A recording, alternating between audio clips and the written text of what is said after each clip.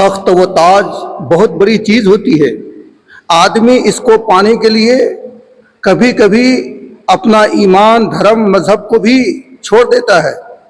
इस तख्त व ताज को पाने के लिए अपनों की कत्ल भी कर देता है। जब किसी को किसी मुल्क का इक़्तिदार मिल जाता है, कहीं की हुकूमत मिल जाती है, तो अपने आप को एक बहुत बड़ा इंसान समझता है। ये वहदा, ये डिग्री कोई भी छोड़ना नहीं चाहता, ये मनसब, ये वहदा कोई भी छोड़ना पसंद नहीं करता। मखदूम अशरफ जहांगीर सिमनानी की उम्र 25 साल की है। आप तख्त व ताज के मालिक हैं, शहनशाह हैं, बादशाह हैं। सिमनान की सरजमीन में आपकी हुकूमत है। एक दिन रात को सोने की तैयारी करते हैं। अचानक हजरत खिज़र अलैहिस्सलाम की आमद होती है। हजरत खिज़र अलैहिस्सलाम फरमाते हैं, मखदूम अशरफ, ये सोने की तैयारी मत करो, बल्कि कहीं और जाने की तैयारी करो। आपने अर्ज किया, वो कहाँ की? तो खिज़र अलैहिस्सलाम ने फरमाया, अल्लाह के नबी हजरत मोहम्मद सल्लल्लाहु ताला अलैहि वसल्लम ने हिंदुस्तान की हुकूमत तुम्हारे हवाले कर दी है। इस तख्त व ताज को छोड़ो, हिंदुस्तान की तरफ रवाना हो जाओ। मखदूम अशरफ जहांगीर सिमनानी रात भर करवटें बदलते रहते हैं। जब सुबह हुई, फजर की नमाज आपने अदा की। बाद फजर अपनी वालिदा से मुलाकात करते हैं। अपनी वालिदा की खिदमत में सलाम पेश किया। माँ ने मुस्कुरा के पूछा, बेटा बताओ क्या बात है? आपने अर्ज किया, मेरी वालिदा रात को खिज़र अलैहिस्सलाम से मुलाकात हुई। उन्होंने फरमाया, अशरफ, तुम्हें तख्त व ताज पे बैठे रहने की कोई जरूरत नहीं, यहाँ से रवाना हो जाओ हिंदुस्तान के लिए। इसलिए कि अल्लाह के नबी हजरत मोहम्मद सल्लल्लाहु अलैहि वसल्लम ने हिंदुस्तान की हुकूमत तुम्हें अता कर दी है। वालिदा का सुनना था।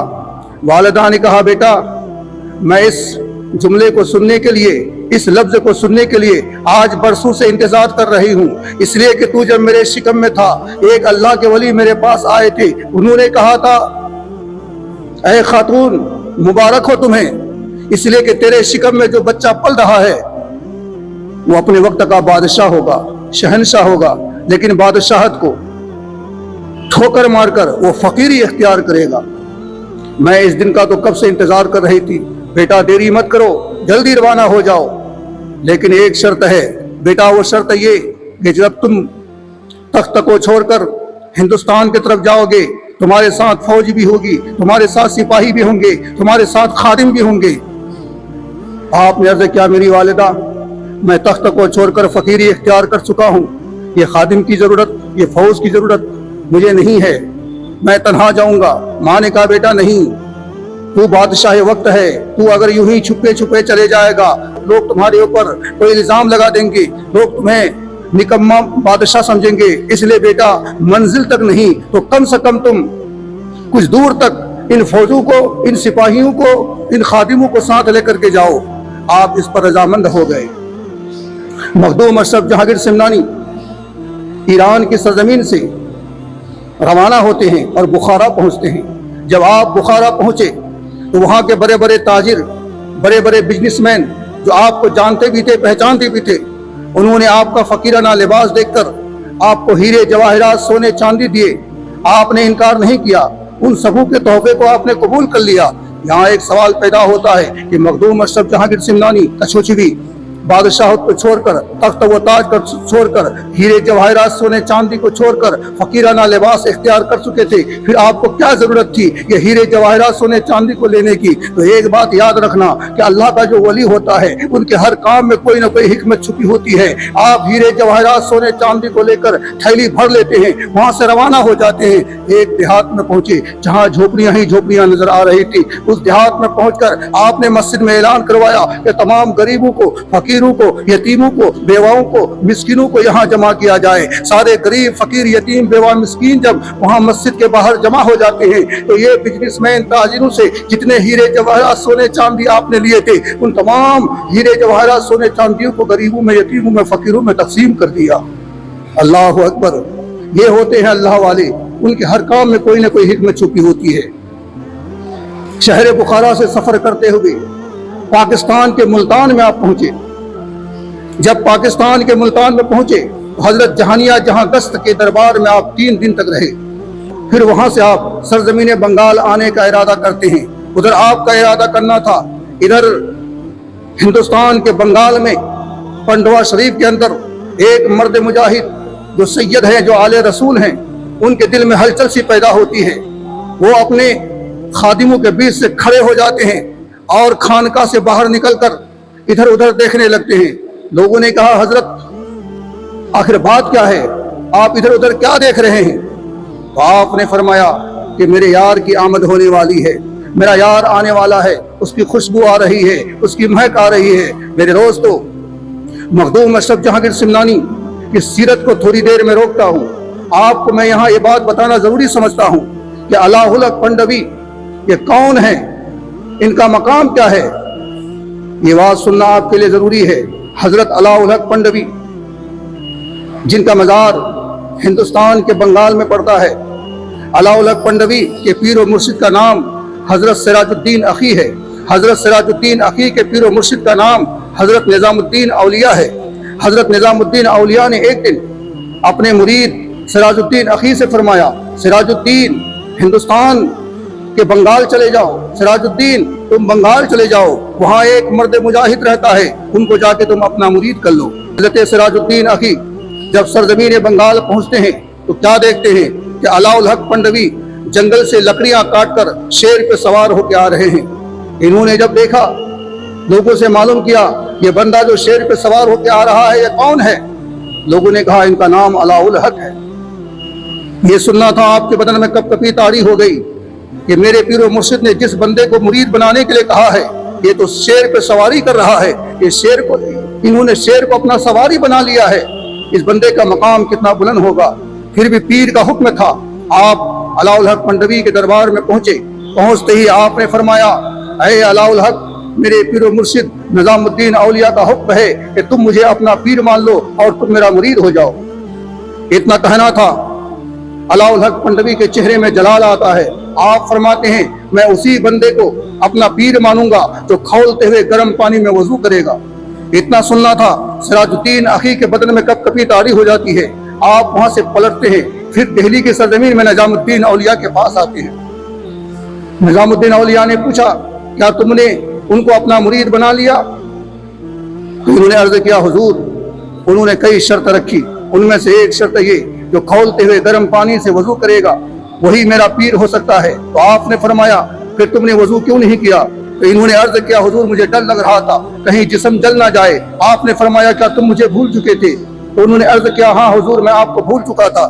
آپ نے فرمایا کہ جو مرید اپنے پیر کو بھول جاتا ہے، اپنے مرشد کو بھول جاتا ہے، اس کی یہی حالت ہوتی ہے. جاؤ پلٹ کے چلے جاؤ. وہ تمہیں اگر وضو کرنے کے لیے کہے تو تم غسل کر لینا، لیکن اپنے مرشد کو کبھی بھولنا مت. آپ روانہ ہوتے ہیں اور علاؤ الحق پنڈوی کے پاس خبر بھجواتے ہیں کہ میرے لیے وضو کے لیے نہیں بلکہ نہانے کے لیے پانی گرم کیا جائے. پانی کو جوش دیا گیا. آپ نہانے کی جگہ پہ پہنچے. آپ نے کھولتے ہوئے گرم پانی سے غسل کیا. علاؤ الحق پنڈوی نے اور کئی طرح سے آپ کو آزمایا، ہر آزمائش پہ کھڑے اترے. تو علاؤ الحق پنڈوی نے سراج الدین اخی کو اپنا مرشد تسلیم کر لیا کہ آج سے آپ ہی میرے مرشد ہیں، پیر و مرشد ہیں. میرے بھائیو بات چل رہی تھی مخدوم اشرف کی کہ آپ ملتان کے راستے سے بنگال کی طرف جب روانہ ہوئے تو ادھر آپ کے پیر و مرشد کبھی کبھی نکل کر باہر آ جاتے تھے استقبال کے لیے. حضرت مخدوم اشرف جب سرزمین بنگال پہنچے تو آپ کے پیر و مرشد کو دور سے ہی خبر ہو گئی کہ اب میرا مرید ان قریب آنے والا ہے. آپ نے خادموں کو حکم دیا پالکی تیار کیا جائے.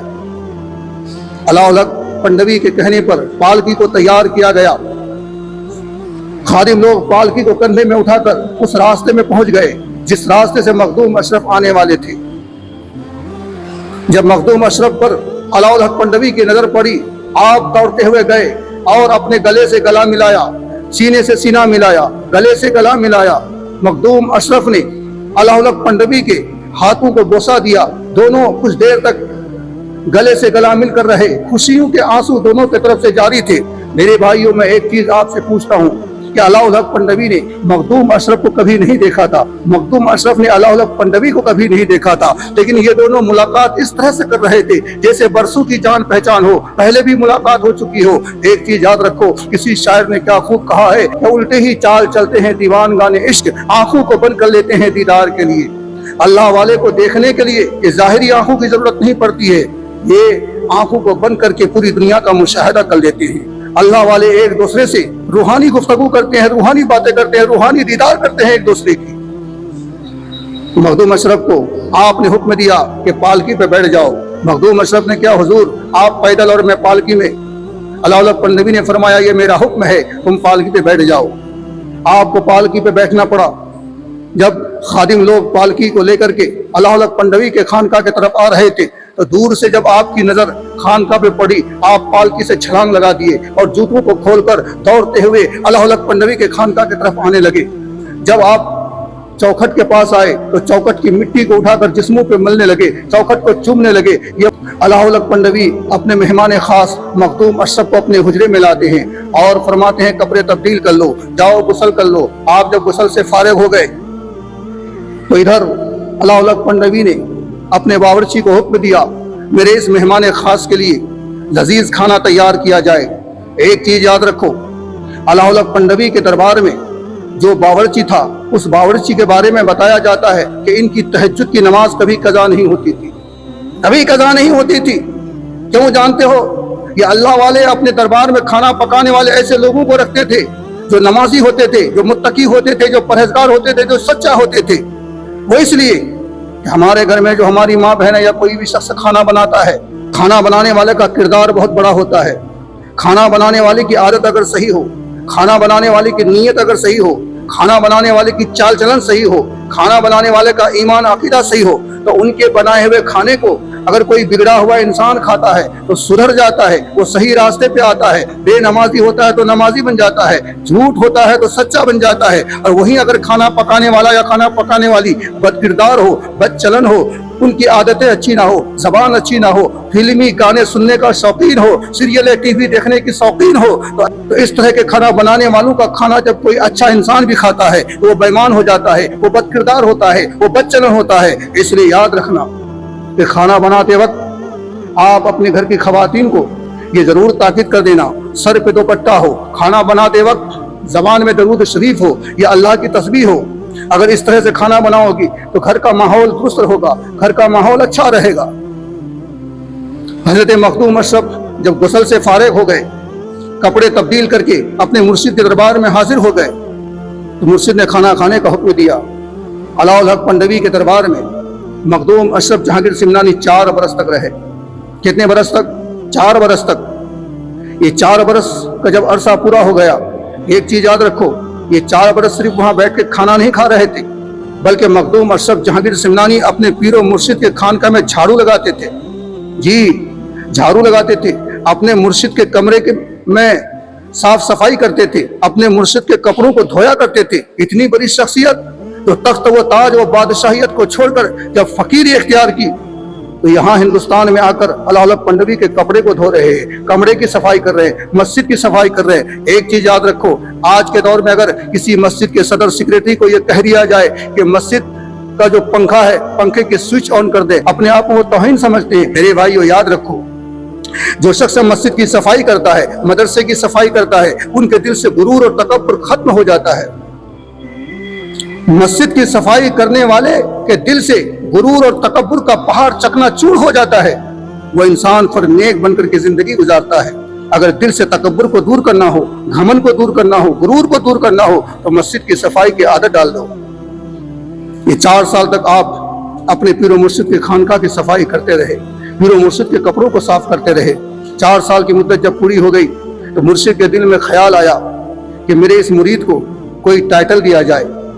اتنا دل میں سوچنا تھا کہ علاؤ الحق پنڈوی کے خانقاہ کے در و دیوار سے، درخت کے پتوں سے، پتھروں سے آواز آنے لگی، جہانگیر جہانگیر جہانگیر۔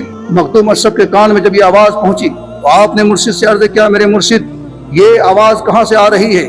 آپ کے مرشد نے فرمایا یہ در و دیوار سے، پتھروں سے، درخت کے پتوں سے جو آواز آ رہی ہے وہ کسی اور کے لیے نہیں بلکہ تمہارے لیے ہے۔ آج سے تم جہانگیر بن چکے ہو، یعنی پوری دنیا میں تمہاری پکڑ ہے۔ مخدوم اشرف جہانگیر سمنانی اپنے مرشد سے اجازت لے کر وہاں سے روانہ ہوتے ہیں حج کے لیے۔